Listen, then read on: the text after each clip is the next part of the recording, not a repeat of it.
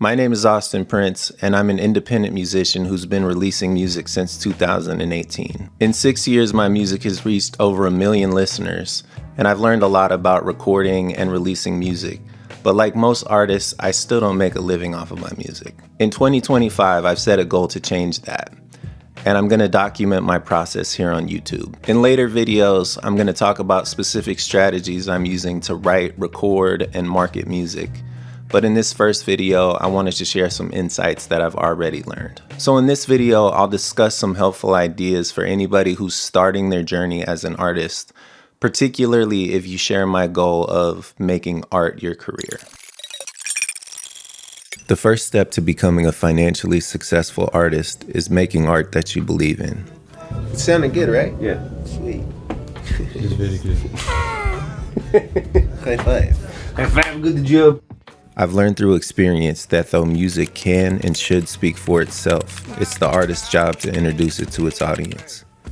This includes things like recording the music, making the album art, creating promotional materials, shooting the music video, uploading to your distributor, posting on socials, reaching out to Spotify playlisters, and marketing your music. Because I put time and love and too much energy into this finished project just to put it on Instagram and forget about it. Like, no, promote your, let people know, be proud of that you made. In order to be at a place where your music is paying the bills, it has to be in front of thousands, if not millions of people. And though I'm not there yet, I can speak to the first part of the process, connecting with an audience. Finding and engaging with an audience was my first major milestone as an artist, and I think it's where a lot of artists get stuck. While it takes vulnerability to write words and put them to music, it takes even more vulnerability to share your song. But being brave enough to share your song is only the first hurdle. Let's say you've overcome your insecurities and created the structure and discipline to bring an idea to life through song. You spend all this time, energy, and money making something that you think is beautiful and meaningful. You feel excited and accomplished because you're genuinely proud of what you've made. Then you put it on the internet, and nobody even knows that it's there. How do you overcome that obstacle? First, you have to make music that you know is great. Because if you don't believe in your music enough to shout about it in public or make a fool of yourself on the internet, you probably aren't ready to find your audience. If you feel like you're ready to do these things, but you still feel stuck, you may not know who your music is for. So let's address that. Your music probably isn't for your friends and family. We often seek validation from those closest to us, but art is subjective, and the chances that your friends and family belong to the demographic that will love your music is slim. So don't ask your dad for feedback on your unfinished song. Instead, think about your favorite songs or artists. Not your go-tos when you have the aux cord at the party, the ones you listen to when you're in your car by yourself, or when you're taking a jog or a walk. For me, one of these artists is Rex Orange County. His music validates my insecurities and makes me feel like it's okay to be myself. He writes lyrics that tell my story, even though they are intimately his own. So don't write for your dad, and don't write for an imaginary audience. Write for yourself. Because the beauty of your story isn't necessarily that it's unique. It's that millions of other people think and feel the same way you do.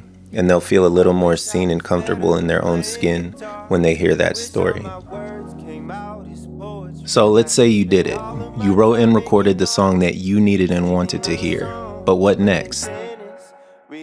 Step 2. Learn about the music ecosystem and choose a promotional strategy, or a few. In 2018, I recorded and shot a music video for a song called Jesus When It Rains. It was the second single I was going to put out as a solo artist, and I believed in it. But I didn't have any idea how to effectively share it. I was one of the lucky few artists whose first single randomly landed on Spotify's New Music Friday playlist. So tens of thousands of strangers heard my very first song without me having to really work for it. But I wasn't going to count on getting that lucky the second time around. So I did a little bit of thinking. Eventually, I landed on 2 approaches. Strategy 1, leveraging relationships. I had a relationship with this promotional company / record label because I'd put on some shows at their venues and also stepped in at the last minute to open for touring bands when their openers had fallen through. So I reached out to them with a proposal to put Jesus When It Rains out on their record label, which felt like a long shot, but they agreed to a 50-50 deal where they would leverage their network and also put some money behind the song. Strategy 2, ask other bands what they're doing. I was also friends with a band who was getting great traction on Spotify with their latest release, so I asked them how they did it. They told me they discovered a loophole in the Spotify algorithm where if you got your song on enough independent playlists early, your song would get picked up by Spotify's algorithmic playlists like Radio and Discover Weekly.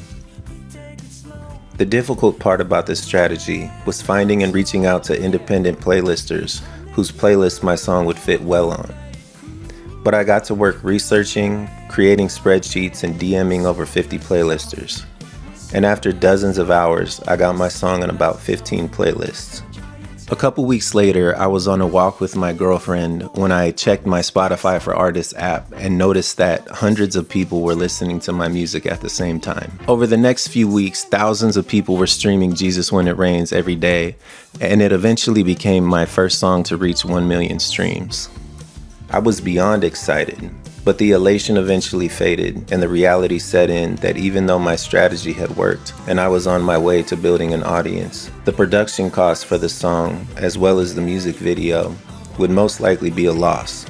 In other words, this level of success couldn't pay the bills by a long shot. But my song meant something to people, and I believe that's what artists seek. At least it's what I seek. When I decide to put a song out into the world, it's because it makes me feel something. So experiencing people connecting with my song was the success. Having strangers express that my song offered them some comfort and healing also healed me. It connected me to a larger audience, and it also validated me as an artist. While I make music because it's fun and also because I feel like I have to, it's experiences like these that motivate me to continue pursuing this crazy goal of making music my full-time career.